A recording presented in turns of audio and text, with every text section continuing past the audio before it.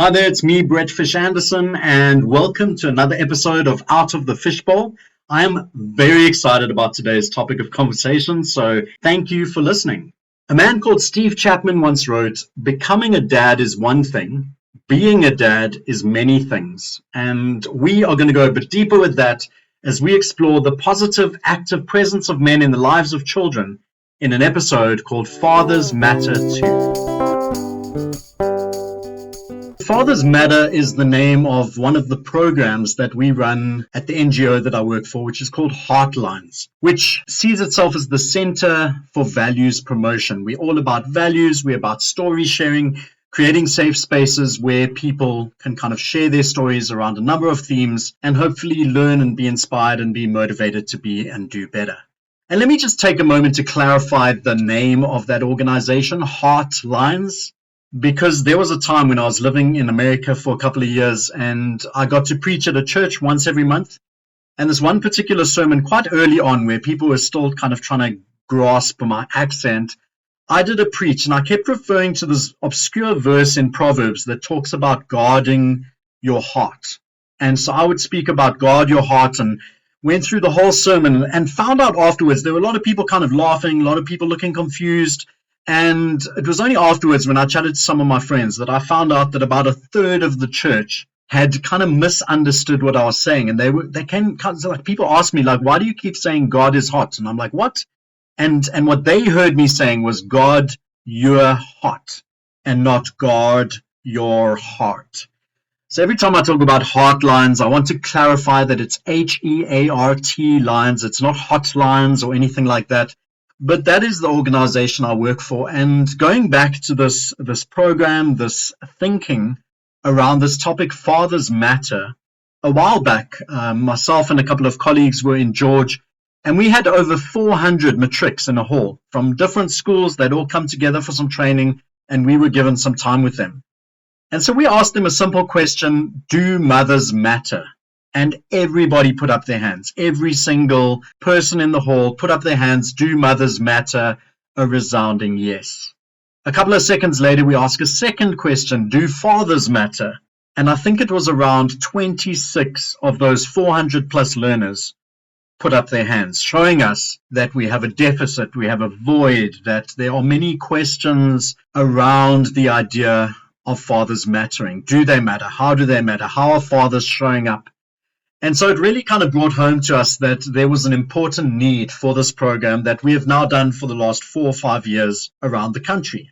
And going back to that quote, becoming a dad is one thing, being a dad is many things. It's so interesting that if you want to drive a car, you need a license. If you want to own a gun, you need a gun license. If you want to get a job, typically you have to go to university or have some kind of training.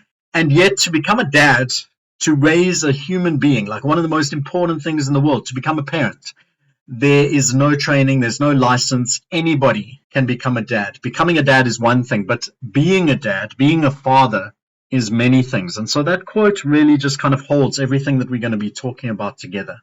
And as we do this program, I've learned a lot of things. Some of those things have been very scary, like the statistics, because I knew that South Africa had an issue. I knew that we weren't doing so well in this area. But when we started doing this program, we learned that over 60% of children in South Africa grow up without a biological father present in the home. And that statistic changes over time, depending on where you take it. But that's huge. Over 60% of children in South Africa grow up without a biological father present in the home.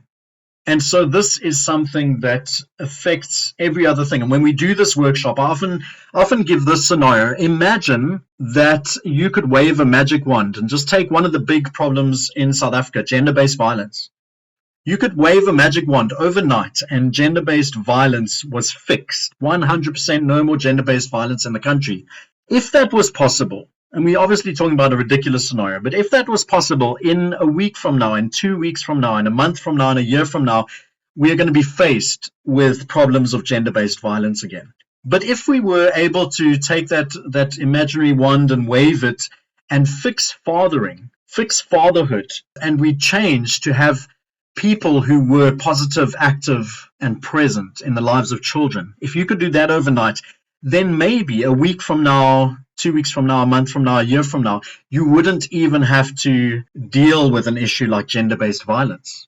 And that goes with so many of the issues, and research shows, because Heartlines is a research-based organization.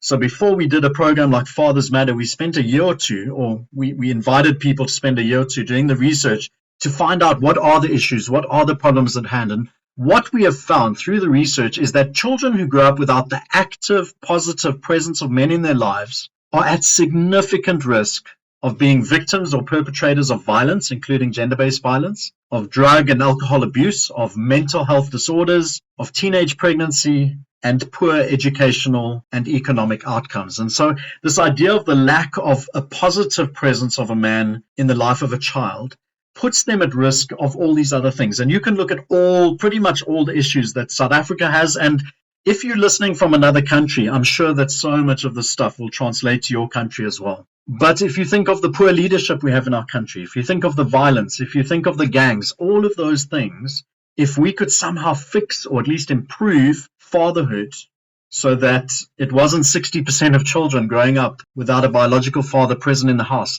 then those other issues would become smaller or more manageable. And so fatherhood seems to be at the root of so many of the ills of society, so many of the problems that we face. And that is why we made it a program. That's why we've been focusing on it as our major program at Heartlines for the last 4 or 5 years, and we'll continue to.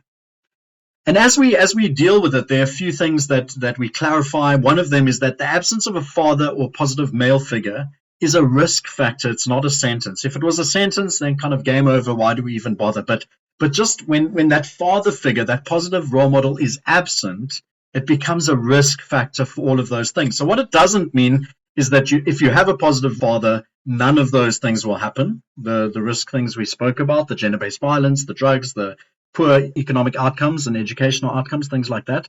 And that if you do have an absence, that those things will happen. But it's just a greater risk when a positive male figure is missing, that is going to be the thing. And because it's a risk factor, it means that we can make a difference. It means that we can step in, we can change the story. And that is why we've been doing Fathers Matter workshops around the country and training. That's why we're raising up what we call Fathers Matter ambassadors. And we've got little geographical hubs of places where people come together and say, how can we change the story? How can we seek the positive active presence of men in the lives of children? Another thing we want to clarify is that a physically absent father can be involved and engaged, and we'll get back to that in a minute. And that also fathers can be present physically, but not involved or engaged. And so those things are kind of opposite to each other. And if we go back to that statement that we're looking for, we spoke about positive active presence of men. If we break that down into the 3 words, the first one is presence. So we saw that statistic, men are not present, and that's a huge problem. But beyond that, we've got an active presence. So back in the day when I was growing up, maybe the dad would come home and pick up the newspaper and disappear behind that. And maybe today the dad comes home and picks up a screen, so whether it's a phone or the TV, and maybe gets lost in sport or series or whatever it is. And so you've got a father present, but he's not necessarily active. There's no connection with the child. And then the last one is positive, because you can have a present father, but if that father is abusive or aggressive or negative, then that's not going to help either. And so we talk positive active presence of men in the lives of children. And then in our slogan, the reason we have men and not fathers is because there are a variety of reasons of why men are not around. Sometimes men have died and they physically can't be there. Sometimes men are working in a different province because that's the only place they could get work. Sometimes there's a man who has made 4 or 5 different women pregnant and he can't be in 4 or 5 different spaces at the same time. So there are a lot of reasons why men might not be present. But we talk about positive active presence of men in the lives of children because we introduced this concept that we at Heartlines call social fathers. And so I'm not a biological father. I don't have my own children. But I have a number of nephews and nieces around the world. I've got some in America, I've got some in the UK, I've got some in Morocco, some in South Africa. And so I'm an uncle. And I've been, for a lot of my life, I've been a youth leader. We talk about sports coaches in this same way. Because often a youth leader and a sports coach gets to spend more time with a child than the parents do, or have more of an influence sometimes because of how they might be trusted and how they might be in those spaces. We talk about grandparents.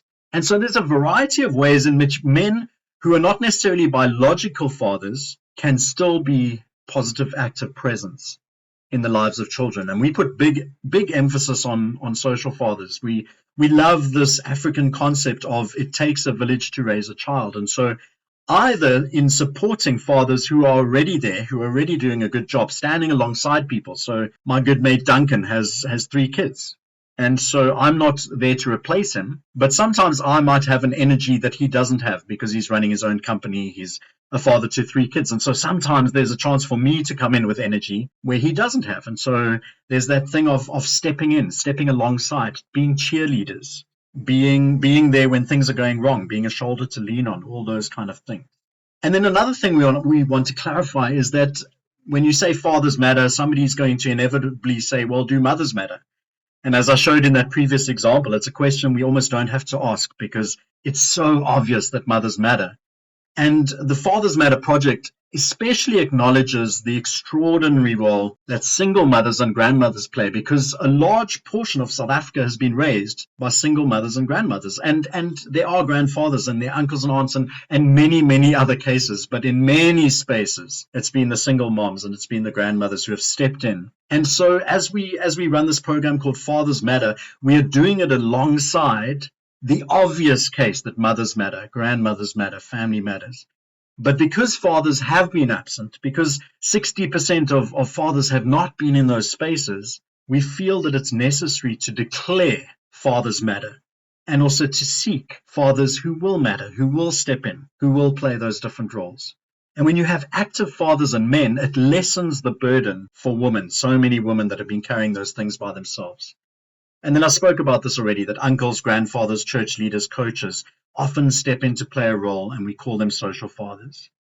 So one of the ways that as this Fathers Matter program, one of the ways we came up with to help get the message across is that we created 6 short movies. They're about 25 minutes long each, and all of these were shown on SABC 2 years ago and 3 years ago. So they have been viewed by hundreds of thousands of people. We take them into communities, we watch the movies, we have conversations, and each movie kind of answers a different question. And these questions all connect to 8 major themes. And I'm just going to go through those themes quickly, and then I'll give you a brief synopsis of the movies. One of the nice things about Heartlines is that all our resources are free. So you can jump online to heartlines.org.za and you can watch all 6 of the movies. You can see the resources that we have. You can do this stuff yourself, but you can also invite us into your spaces to come and lead a workshop, to come and train some people, to come and have a movie screening and a conversation. And so that's what I love about the work we do, that it's freely and readily available. And we're going to give you some more tools as we go through this conversation. And so there are 8 themes from where these 6 movies came from. A lot of those I've already touched on already, so I won't spend too much time. The first one is this idea that a father's responsibility is more than providing monies, because the father is often seen as the ATM. He gives the money. Once he's given the money, job done. And that's problematic from 2 sides, because there's a story where the father is not able to provide money, and then often he is cut off. If you can't provide money, you can't see your kid. And we've got this term gatekeeping, where often the mothers or the grandparents or the mother-in-laws will stop the father from seeing the child because they can't provide money. But then we've got the flip side of that, where because a father thinks, okay, I've provided the money, job done, and then kind of steps away. And we're saying being a father is more than providing money. And that you can be a father in so many different ways, even if you are struggling, especially as we look at the climate of our country, to provide money. That providing money is not the total role of the father. The second theme is that fathers should be encouraged to play a positive role in their children's lives. So that's when we talk about being active in a positive way. And so together, how do we create opportunities for their involvement? The third theme, a father's involvement can promote the well-being for children. So just as we spoke, when there's the absence of a father, you've got all these risks of those things happening. When you've got a father's involvement, and when that is present and active, it promotes the well-being of the child, just as the mother's does. The next theme is that there are improved social, health, and educational outcomes when there's shared attachment, especially in the first 1,000 days of a child's life. Now, this was a learning point for me as we started doing this program, because I'd heard about this first 1,000 days, and I think that's from conception to when the child is about 2.5 years old. And that is a key learning point. It's a key attachment time for the child. They learn so much in those first 2.5 years that are key to the rest of their life. And what we thought in the old days was that time, it was so important for the woman to be there, for her voice to be there, for there to be touch, for there to be connection. And I think sometimes that men, thinking this, kind of stepped away. So they provided the money, thought job done, stepped away because they knew that it was important for the mother to be there in terms of this attachment. But what more recent research has shown is that it is crucial for the father to be there as well in that first 1,000 days. And if you have that connection with the father, so physical connection, we have those ideas of the voice, so talking or singing to the baby when it's in the womb, and then being physically there, changing the nappies, being present, laughing, playing with the kid, that if that is there in the first 1,000 days, then it sets up bonds that will not set you for life, because you've got to stay consistent with these things, but that will almost give you a much better guarantee that the bonds with your child are going to be good. Whereas if you have an absence of a father in those first 1,000 days, it's really, really hard to recreate those bonds, to build that connection. And so we place a huge emphasis, and often it's been in cultural spaces where there's certain ideas, this is what the mom does, this is what the dad does, and we're realizing and encouraging and promoting that the father gets much more involved physically, verbally, just being in the space of the child. Another theme is that both women and men can learn how to care for children. Skills in parenting build confidence. And so one of the questions we often ask, to usually laughed in the audience, and I kind of touched on it earlier, is how many of you went to parenting school? How many of you with children went to parenting school? People laugh because there's no such thing. And again, you need to have a license for a gun or for a car or just all those kind of things. But there's no place, or there are not many places where people learn how to become good parents. And so Heartlines, one of the things we do is that we are a values organization, but we're also a resourcing organization. And so the movies are one tool, one resource that we've created to help people learn how to be better parents and the conversations around them. And we have various other tools as well. And so as people learn how to parent, they gain confidence. And once they've got confidence, they become better parents. And so it is skills that you can learn. And when we talk about community helping to raise kids, how do we draw on the skills of those who have already parented kids to help new parents to do the job well? Another theme is that shared decision-making and good communication between parents is essential for the well-being of their child. We often have this idea of the kid goes to ask the dad for something, and the dad says, go ask your mom. Or maybe the father and the mother have two very opposing ideas on a thing, and so it becomes conflictual, and the kid kind of gets caught in the middle. Or when there's natural conflict between the parents, they can often use the child as a shield, or the child kind of often bears the brunt of things not going well with the parents. And so we're saying shared decision-making and good communication between parents is essential for the well-being of the child. And then the next theme is that social fathers can make a positive difference in the raising of children. And so we've touched on that. People who are not biological fathers, that can step in the way. We had one community that we ran a Fathers Matter workshop with, and they identified that in their community, it was a church, so in their church space, there were 20 children who didn't have dads. And what they said was, we can be social fathers to those 20 children. And so when you look at the country and when you hear a statistic like 60% of kids grow up without a parent, without a father in the space, you think, yo, that's overwhelming. We can't change that. We can't fix our province. We can't even fix our area. But in this community, they didn't try to fix the whole country. They just said, in this space, we've identified these 20 kids. That is something that we can manage.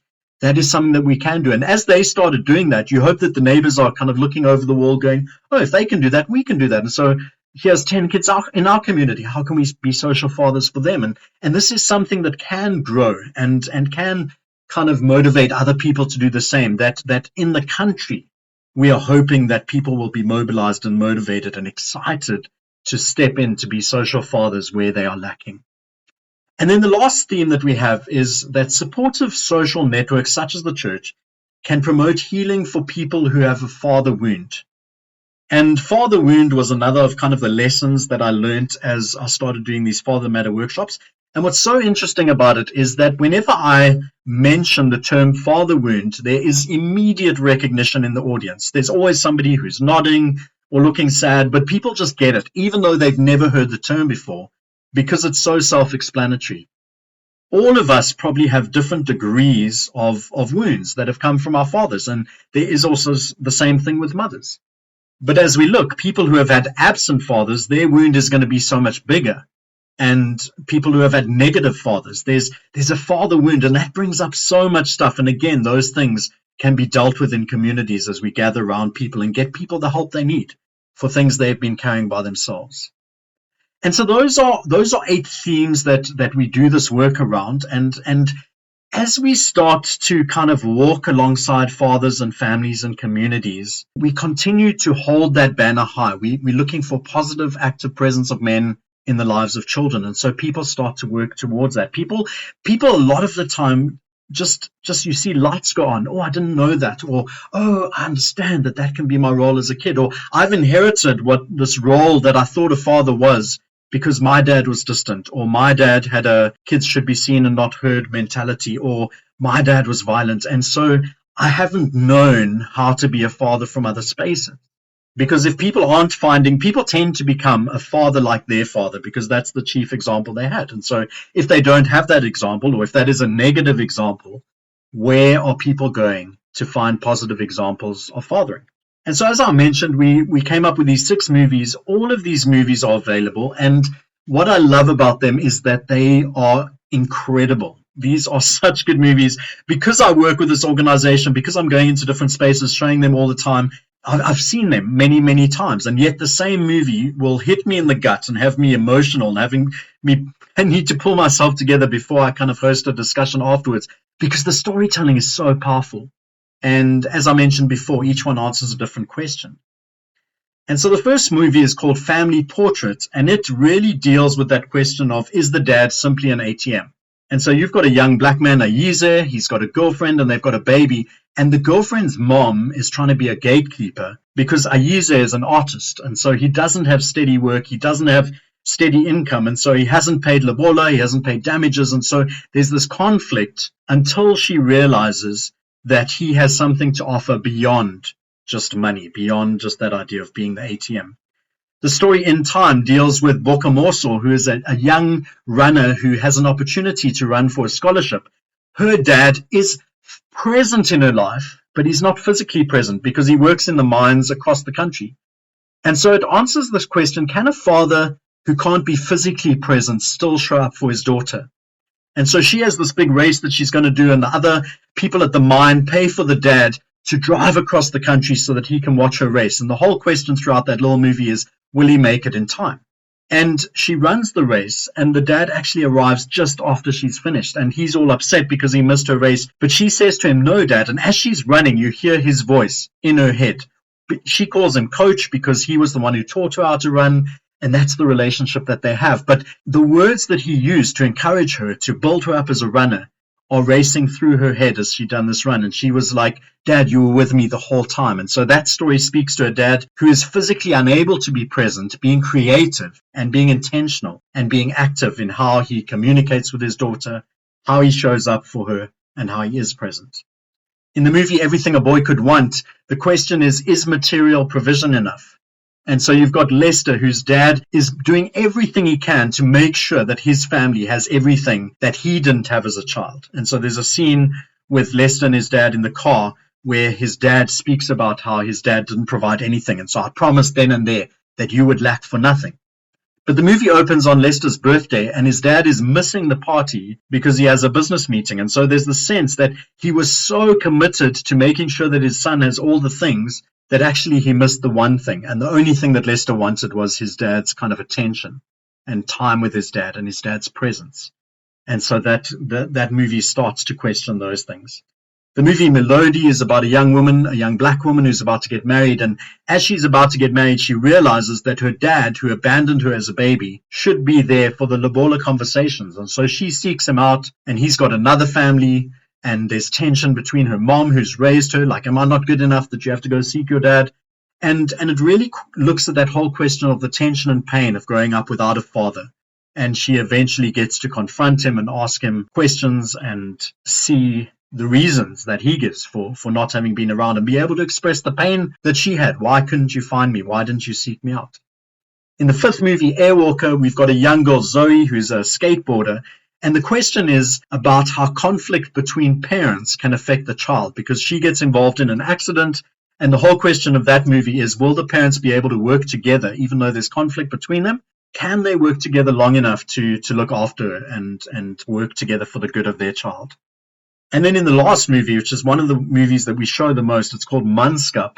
It deals with that question of how social fathers can play an important role.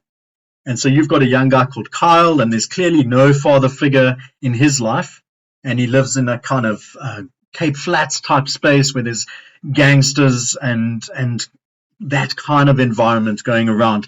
And there's two social fathers who pitch up for him in his life. And one is a guy who's stealing cars and wants him to do bad stuff. One is kind of a youth worker at the local church that spends time with him fixing up a car. And so the question is, like, if you don't have a father, somebody is going to step into that role. Who are you going to trust? Is it going to be a positive influence? Is it going to be a negative influence? And so that is the question that Manskap asks. And so we've got these 6 movies that are such great storytelling and an invitation for people to really just engage around this concept of positive active presence of men in the lives of children.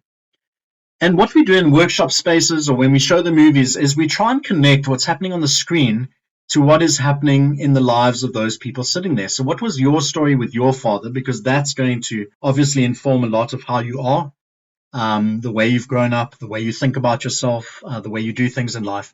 And then if you're a father, how is your relationship with your children? And if you're not a father, but you one day might become a father, then when we work at the moment, we're working with grade 11s and 12s in a school near Stellenbosch. And so the question is, what kind of father do you want to be? And so it's preventative. It's getting young men to start thinking about being men that will be positive. They'll be active. They'll be present once they have their own children. And then for those who aren't fathers like myself, it's asking that question, what kind of social father can you be? Where are spaces where you are needed to step in so that you can encourage, so that you can motivate, so that you can mobilize, so that you can take the space? If there isn't a dad, or if there's a really negative dad, like where can you step in and be present to help raise young people in South Africa, because that's where we're doing this stuff. But actually, as I said, if you're listening to this from some other space in the world, even the movies we have, which are South African stories, the themes of them are going to relate to you as well. And I've had some friends in the UK who watched some of the movies and spoke to just how relevant they are. And so I want to encourage you to go check out our website, heartlines.org.za, and go take a look at one of the movies and let me know what you think, because I love them. They're just such strong stories that we have to help inform us about the kind of fathers we want to see in and around us.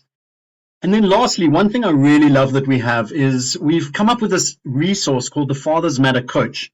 And it's simply a WhatsApp contact that you add to your phone. If you've got WhatsApp, you put in the number, you say the word hi, and it will ask you a couple of questions about kind of the ages of your kids and what your situation is.